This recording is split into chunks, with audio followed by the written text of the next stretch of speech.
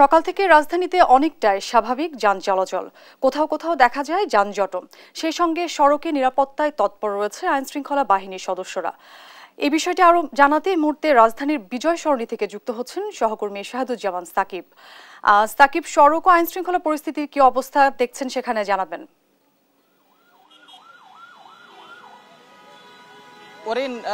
Curfew পরিস্থিতির মধ্যেই কিন্তু ধীরে ধীরে স্বাভাবিক হতে শুরু করেছে রাজধানীর জনজীবন। আপনি জানেন যে রাজধানী, গাজীপুর, নারায়ণগঞ্জ এই তিন মহানগর এবং জেলা এবং নরসিংদী জেলা, এখানে কিন্তু এখনও কারফিউ রয়েছে। তবে সকাল 6টা থেকে সন্ধ্যা 7টা পর্যন্ত কিন্তু কারফিউ পরিস্থিতি শিথিল রাখা হয়েছে।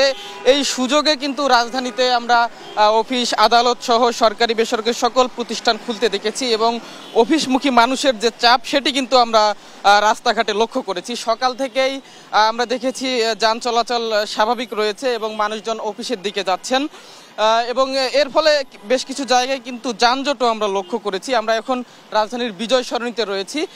আপনি দেখতেই পাচ্ছেন যে এখানে স্বাভাবিকভাবেই যান চলাচল করছে অন্যান্য স্বাভাবিক দিনের মতোই। তবে বেশ কিছু জায়গায় কিন্তু আমরা আইন শৃঙ্খলা রক্ষা বাহিনীর বেশ সতর্ক অবস্থান দেখছি, সেই সঙ্গে সেনাবাহিনীর চেকপোস্টগুলোও আমরা লক্ষ্য করছি। আপনি জেনে থাকবেন যে চলমান কারফিউ পরিস্থিতির মধ্যে পরিস্থিতি কিছুটা স্বাভাবিক হওয়ায় গত পরশু স্বরাষ্ট্রমন্ত্রী আসাদুজ্জামান খান কামাল একটি সংবাদ সম্মেলন করে সকাল 6টা থেকে সন্ধ্যা 7টা পর্যন্ত রাজধানী সহ গাজীপুর, নারায়ণগঞ্জ এবং নরসিংদীতে কারফিউ পরিস্থিতি শিথিল রাখার কথা বলেন এবং সেই নির্দেশনা অনুযায়ী কিন্তু এখন পর্যন্ত কারফিউ পরিস্থিতি শিথিল রয়েছে এবং রাজধানীতে যে সরকারি বেসরকারি প্রতিষ্ঠানগুলো রয়েছে সেটি কিন্তু সকাল 9টা থেকে বিকেল 3টা পর্যন্ত চলছে, যদিও ব্যাংক সকাল 10টা থেকে খুলছে।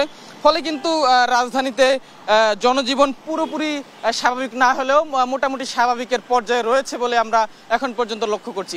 আরেকটি বিষয় জানিয়ে রাখতে চাই, রাজধানীর বিভিন্ন বাস কাউন্টারগুলো থেকে কিন্তু দূরপাল্লার বাসগুলো ছেড়ে যেতে শুরু করেছে। আমরা মহাখালী বাস কাউন্টারে গিয়েছিলাম, সেখানেও দেখেছি যে সেখান থেকে কিন্তু দূরপাল্লার বাসগুলো ছেড়ে যাচ্ছে এবং তুলনামূলক যাত্রী সংখ্যা কিন্তু দিন দিন বাড়ছেই। এই ছিল কারফিউ পরিস্থিতি নিয়ে আমার কাছে থাকা সর্বশেষ তথ্য। অরিন।